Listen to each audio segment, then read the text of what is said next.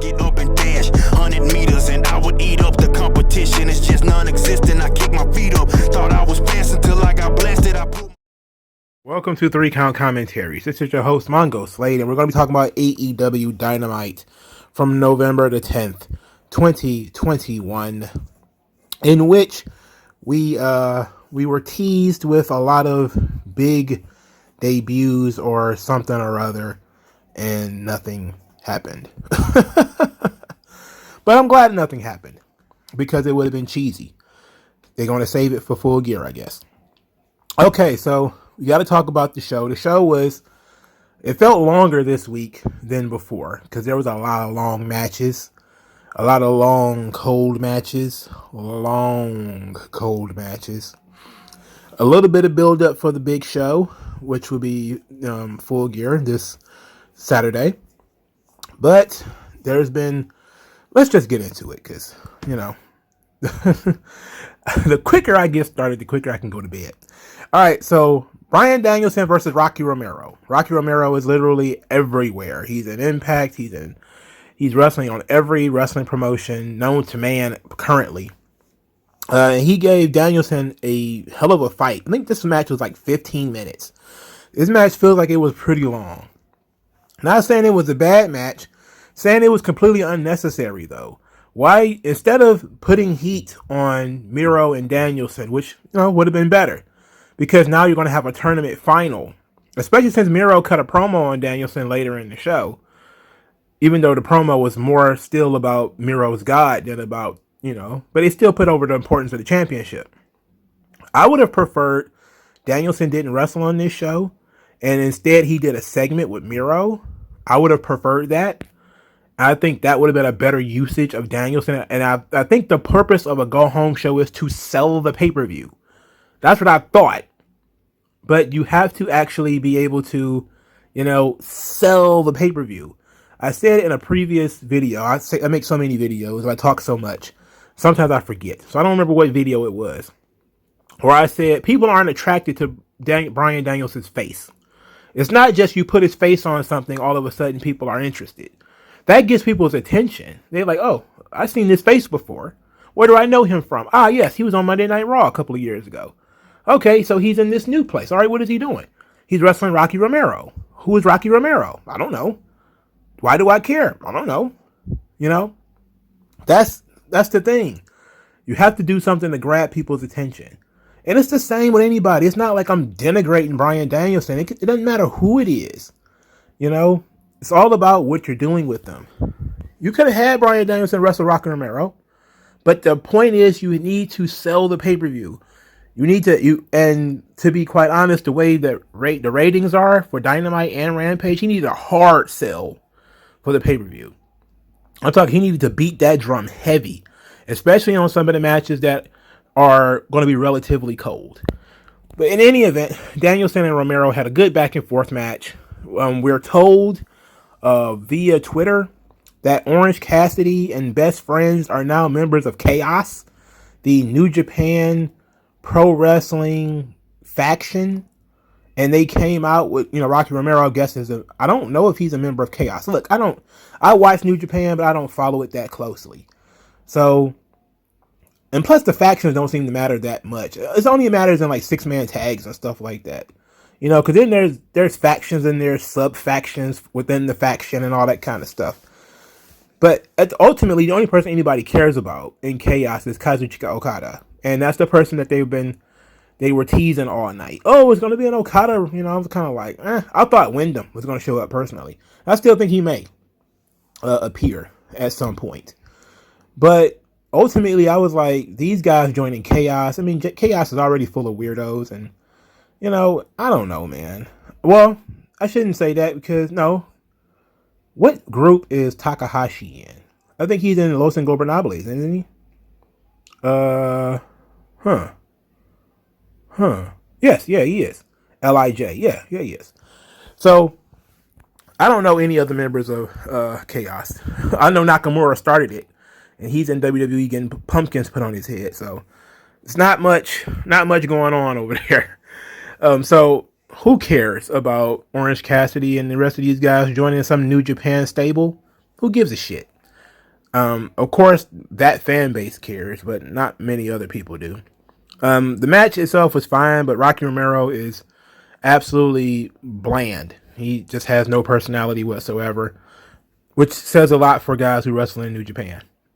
So I wrote down Dinner Circle by mistake. I just had it on my mind, and I don't like making other people's jokes, but I feel like it was just on my mind when I saw Inner Circle. I just wrote down Dinner Circle. That was a mistake. Typo on my part, but I'm playing Anchorman here, so I'm going to have to read it. Dinner Circle. American Top Team jumped them during their entrance. So it was a long brawl segment that led to Inner Circle getting beat up by every member of America's Top Team. Junior Dos Santos is walking around very, very awkwardly with a kendo stick. He's using it very awkwardly too. He's using it like he's fencing, like hata! And he's not putting any effort into it. He's not holding it with both hands. He's holding it like it's a viper in his hand. He's like, ha-ta-ta! And it's like, what's going on here? Nobody trained this guy how to hit somebody with a kendo stick. So he's... The man doesn't need a kendo stick. He's Junior Dos Santos. He's got hands and feet. We've seen Junior Dos Santos break men with his hands and feet. He doesn't need a kendo stick. He looks so uncomfortable with it.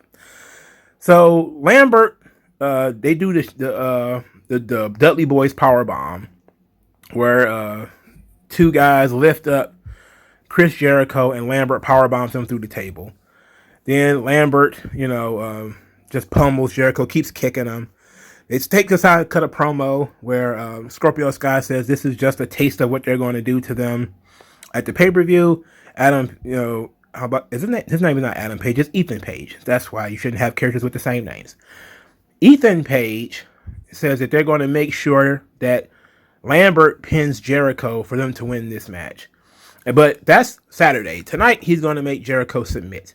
So Lambert puts Jericho in a Boston Crab, a.k.a. the Walls of Jericho, and just to torture him. And you know what? Okay.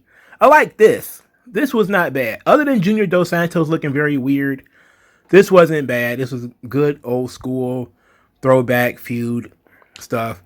It still feels like the only people in this feud that matter are Jericho and Lambert, and everybody else are just bit players in this whole thing. But they know they can't have Jericho versus Lambert, so it has to be factions against each other. That works too. I actually like this. I do think that Lambert has hit a wall where he basically just says the same thing over and over again. But this is different. This is better. Okay, they're going to lose, so you got to give them some heat to go into the show so you can blow that heat off. All right, cool. I like this. I don't have anything negative to say about this other than somebody please train Junior Dos Santos how to use a kendo stick so he would not go out there looking like something out of a bad video game. All right, the second match, Britt Baker, Reba, not Rebel, Jamie Hayter versus Tay Conti, Anna Jay, and Thunder Rosa. Fast-paced 6-woman tag. The referee, absolute garbage in this match. In any event, Tay Conti pins Reba in order to win the match. Didn't care. I honestly I watched it, but I wasn't paying attention. Once I saw that Reba was wrestling, I was like, Reba taking the L. I mean, it is what it is. She always takes the L. So it's not a big deal. Ty, this is her first match on Dynamite in forever. They didn't do a good job of selling us on Tay Conti versus Britt Baker.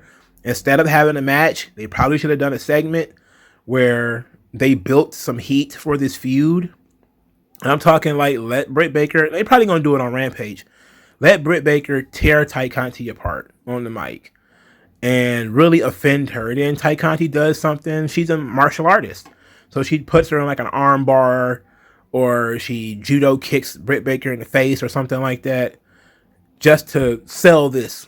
And I prefer they would have done the hard sell here, because this is the show everybody actually watches. When you watch AEW, you watch Dynamite, you don't necessarily watch Rampage. So I think they missed another opportunity to sell their show with Tay Conti and Britt Baker. Don't assume people are just amped for this match because you booked it. Ty Conti has not been on TV. This is a recurring mistake with with Tony Khan. You can't tell a story with characters that aren't there. Your characters have to be present. That's common goddamn sense. How do you write a story when there's no characters present? Oh, I'm sorry, this is not meant to be a story. This is just a match that you've thrown together. If you had any inkling of a story, Ty Conti would have to be on TV. She would have to talk. And Britt Baker would have to talk about her. They would have to be seen together on screen doing more than just having wrestling matches. But there's still a Rampage for them to do all that. There was a vignette for Ruby Soho versus Chris Statlander. Okay, whatever. The third match, Jungle Boy versus Anthony Bowens. This match was far too long. There was, of course, the raps. The raps were dissing Jungle Boy for his promos, which Jungle Boy visibly sold. His facial expression when he was mentioned that he stutters during promos was actually very good. Very good on Jungle Boy. I like that. He then says that Jungle Boy is his fetish, but he wouldn't kiss him. I was just like, we don't need it. We don't need to know that. That's too much information. And then he says that Jungle Boy is progressive because he leaves his girlfriend with 7 guys. And I said to myself, I never thought Snow White would fuck the 7 dwarves. So I don't think he would have to be too concerned about Anna Jay hanging around the Dark Order. I mean, all of these guys, there's zero sex appeal in any of them. So it's like she's hanging around toddlers, so I wouldn't be too concerned about that. But it was a good burn, and a lot of people got some good mileage out of it. But, when you really think about it, he's hanging out the Dark Order. Come on. There's not any, there's no men in that group. But Jungle Boy, a lot of people have been, on and off about the beard. He's grown a beard. I mean, he should grow a beard. Jungle Boy is one of the guys where I want to like him very much, but they won't give me a reason to. He looks good. He's a little small, but he looks good and his matches are good. His promos definitely need some work. He definitely needs a better character than Jungle Boy. I think it's time to evolve him a little bit. He needs to start adding things to this character. If I know WWE, he'd be beating his chest and going, "Whoa!" or something like that in order to prove that he's real Tarzan from the jungle or some shit. I'm glad he's not doing that. But that's better, infinitely better, than him just being a Ken doll who exists with the name Jungle Boy, but there's nothing jungle about him at all. Anthony Bowens had a good showing against Bryan Danielson. He had a good showing here too. Again, if this isn't going anywhere, what is the purpose of him having these long matches if they're not going anywhere? Unless Anthony Bowens is about to be a top contender, you got to limit the amount of time that you give these guys. So whatever. Jungle Boy wins with the snare trap, as he should. After the match, Bobby Fish assaulted Jungle Boy, beat him all in the legs and stuff. Christian and Luchasaurus chase him off. We go to the backstage area where the Young Bucks talk about it feels good to see Jungle Boy getting beat up and get his ass beat. Adam Cole then, introduces his friend Bobby Fish in a very contrived and weird way. I would like to introduce you to Bobby Fish. Then the Jacksons go through there. There's no dispute here. It's the era of the Elite. And I'm like, they cannot be cool. These dudes are dorks, man. If you're going to recognize something that WWE is doing, just go full tilt with it. Why do all this unnecessary shit? Nobody cares, man. In any event, Adam Cole asked Bobby Fish for a favor to finish the job on Jungle Boy on Rampage. I was like, okay. Bobby Fish and Jungle Boy is a good idea. I still think that Jungle Boy is wrestling too many matches. He's not doing enough character work. That's the thing that's going to hold him down. It's very, very, very important that guys do character work. And they're not doing it right now with Jungle Boy. They're not forcing him to do character work. He needs to do character stuff. So there was a promo segment for Hangman and Kenny Omega. I'll talk about that and them later. There was a vignette for Eddie Kingston and CM Punk where Excalibur talked about the history of the two. This was very interesting because Excalibur basically corrected me by saying, oh, in the Independence, Punk was a star while Eddie Kingston was basically a young boy who was, carrying guys' luggage for them. I thought they was around the same age, but I guess age doesn't mean experience. So maybe, because I think Kingston's probably about 5 or 6 years younger than Punk, maybe. He just looks his age. They both just have gray hair. They look about the same age.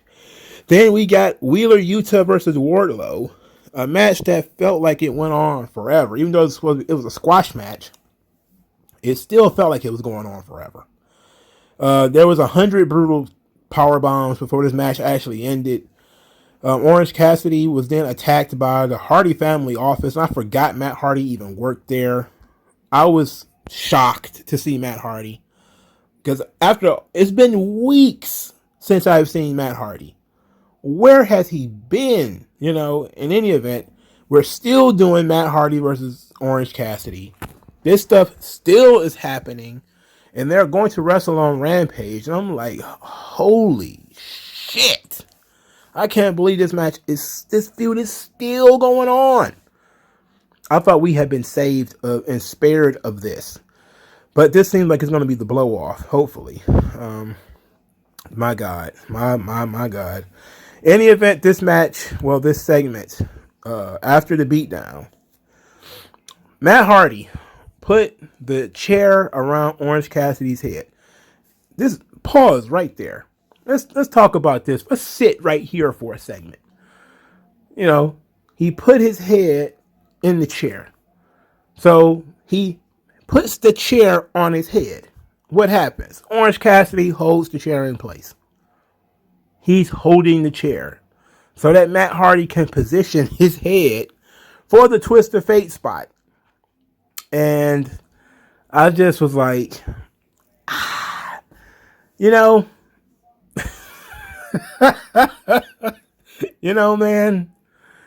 you can't make the business look worse. You really can't. I don't. Do you really need help doing that, Matt? Like, this was so bad. This was bad. All of this sucks. All right. Every bit of this is awful. I wish that we could have just quietly dropped this story, or we could have finished it up on Dark or something. Because to be quite honest, man, Matt Hardy has been probably one of the bigger busts in AEW history.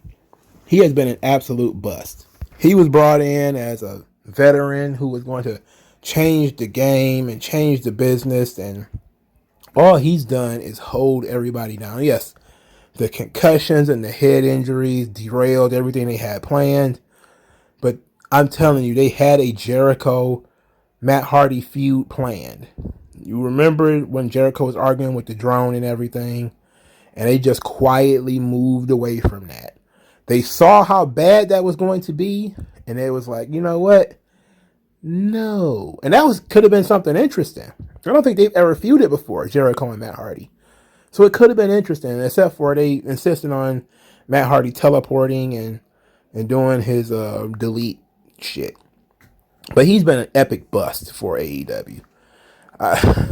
If you're going to cut somebody, I think Matt Hardy would be like numero uno of guys that you should cut. If you need to save money for, I don't know, signing some big talent that wants to, come in and do some good stuff, I would definitely fire Matt Hardy. 5 kids and all, man.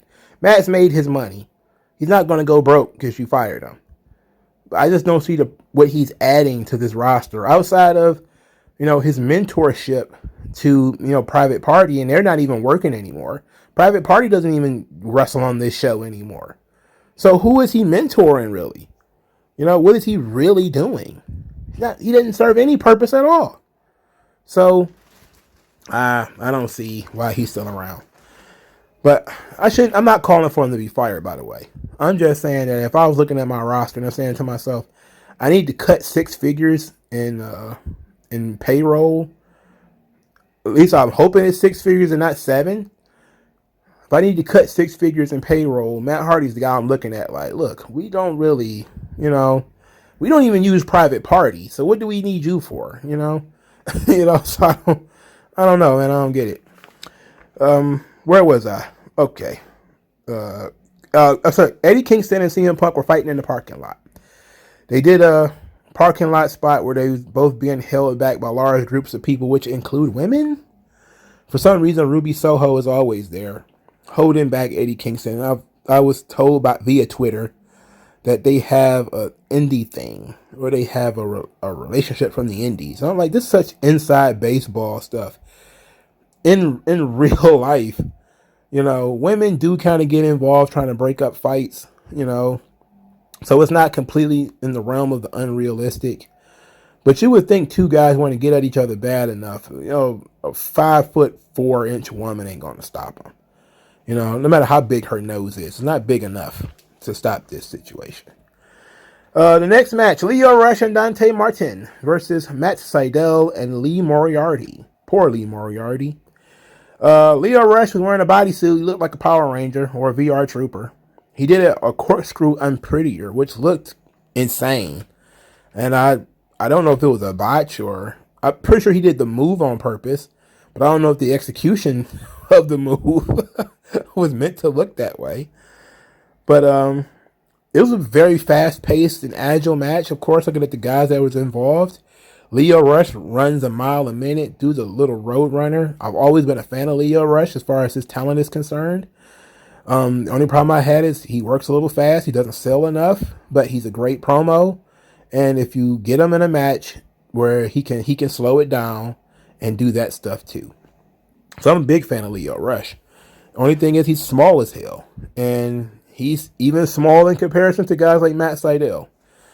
But they showed out, and that was the purpose of this match, was another showcase for Dante Martin. Because that's all they can do with him. Character, personality, no. Just give him another showcase where he can do more flips. And people can be in awe of him as he does more flips. I don't know. They're not doing this kid any favors, man. You could at least put him in a suit, have Leo dress him. Just kind of use him as a puppet. Put him in a suit with like some sunglasses on or something like that, make him look cool. And he could be like, this is not really me. And Leo could be like, yeah, it's you, man. This is how you're supposed to look. You got to dress like a star if you want to be a star. Or something. Do something different. This is horseshit. Poor Lee Moriarty. Miro cut a promo where he says that this isn't personal between him and Danielson. That he means everything to some people, but he means nothing to him. That Danielson is just a body standing between a man and his wife. Then he says, do you know my God? Is he toying with me? Is he going to trade my injured neck for yours? And he says that he needs to put the world title on his shoulder and put the world champion under my ground so that I could go home to my wife. I love Miro. Miro was really good. You will not hear me complain about Miro. The Redeemer as a character is awesome. The only problem is, again, we're not selling anything. Just like the last match, we weren't selling anything that's going to be on a pay-per-view. In fact, now that I think about it, looking at this last couple of minutes of this show, we're not selling pay-per-views at all. Punk and Kingston, yeah, you're selling pay-per-views there, but Wheeler Yuta ain't going to be on the show. Wardlow ain't going to be on the show. Matt Hardy ain't going to be on the show. Orange Cassidy ain't going to be on the show. Lio Rush, Dante Martin, Matt Sydal, Leo Moriarty, none of them are going to be on the show. So, of the people who are actually going to be on the show, you got Kingston and Punk. They were given about 2 or 3 minutes, and they were being held apart. Then you got about 2 minutes to Miro, to cut his little promo. But the bulk of that time was given to matches for, that weren't going, for people who weren't going to be on the show.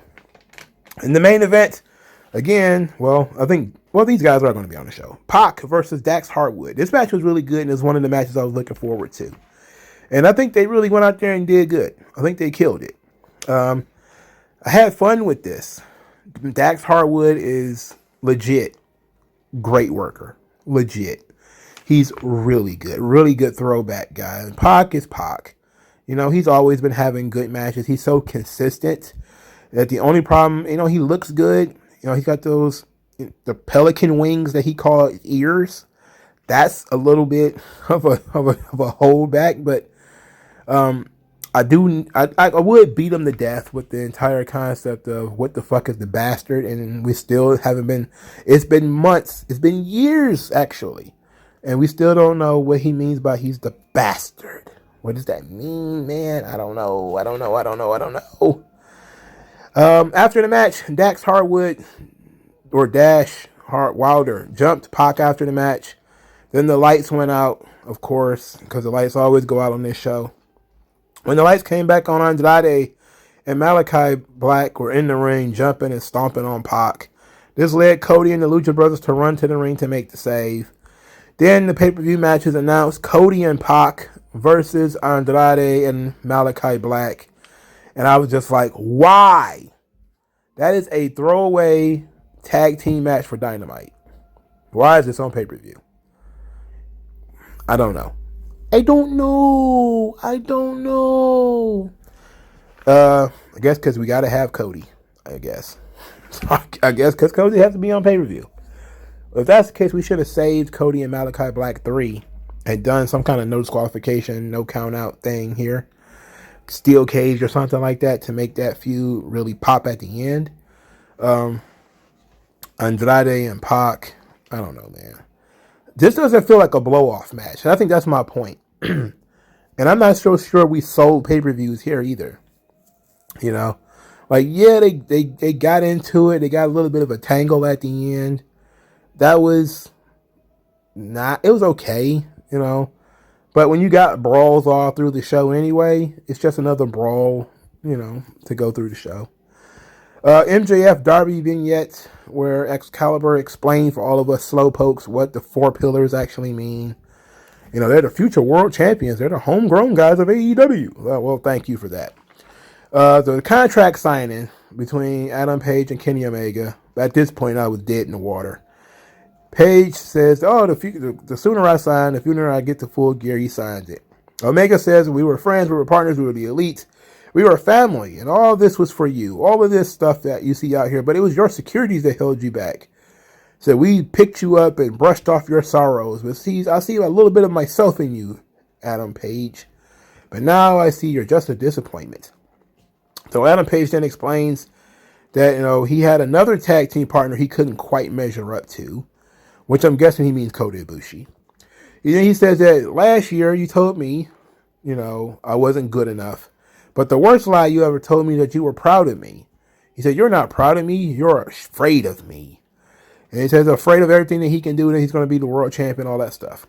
Omega then says, I want to be able to shake your hand. I want to be able to put this all to bed. I wanted to be this guy standing on the other end of this table with you. I wanted to be the guy that helped you realize your dream.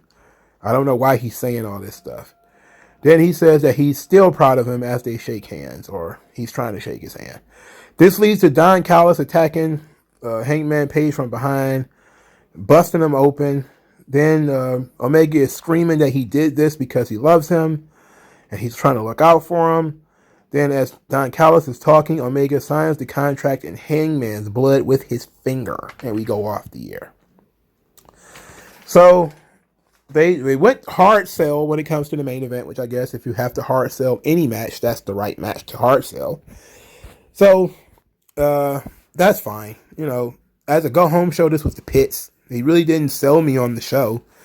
I guess they just assumed that if I watch this show that I'm going to buy the pay-per-view. That's not a good assumption. That's not a good assumption. But as far as in-ring work is concerned, the show was fine. Rocky Romero and Bryan Danielson, good match. Pac and Dax Harwood, good match. But you're not selling me on pay-per-views, and you're not, selling us the top guys. Sell us the top guys. That's what I want. I'm not saying you need to have CM Punk in the ring for 10 minutes. What I'm saying is you should have had a follow-up to that previous segment. Have CM Punk explain himself. Why did he say these things about Eddie Kingston? What was it about Eddie Kingston that bothered him so much? Eddie Kingston's a bum. Okay, why? That's cool. I mean, it's cool that you think he's a bum, but now tell me why he's a bum. What made him a bum? you know? And then we could have cut to Eddie Kingston where he could have either responded to that, or he cut the promo where he, you know, there's another vignette out there somewhere where he talks about being the karma for all of the guys that CM Punk is pissed off and pissed on all these years. We could have worked with that, but we didn't get any of that. We didn't get a really true hard sell for this pay-per-view. It feels like he's just, you know, Tony Khan is just taking people for granted. He just expects you to watch this show, love the in-ring action, and then go and buy the pay-per-views. Instead, people are looking for characters, they're looking for angles, they're looking for hooks. He didn't provide any. He didn't provide any. No MJF, no Darby, no Sting, you know, nothing. There was, that feud just had a vignette. Like, you can do vignettes if the pay-per-view is next week, but this is the hard sell for the show. You know, you need to go a little bit harder on this. We don't need matches all the time. Sometimes we need promos. Sometimes we need character moments. We need decisions to be made. We need the stakes to be raised. That's what we need. We need the next level to be achieved. They did take the next level with Hangman and Omega. That was good. But that was the only feud that really took to the next level that's going to be on the pay-per-view. You know, everything else is pretty stagnant. The tag team match, you know, Pac and Cody versus, I mean, that's a step down, to be quite honest. These guys have wrestled each other a bunch of times already. Both of them have. Both teams have wrestled each other. If anything, you could have reversed it. You could have had Pac versus Malachi Black, and then Cody versus Andrade, but Cody has already wrestled Andrade, so I don't know what to do. But you could have reversed it on those grounds. Ty Conti and Britt Baker, they did almost no build for that. Miro and Bryan Danielson, almost no build for that. There's so many matches they did almost no build for. And they're selling the pay-per-view. But I don't feel like I need to buy it. So let me know what you guys think in the comment section below. Like, share, subscribe, donate. Talk to you guys later.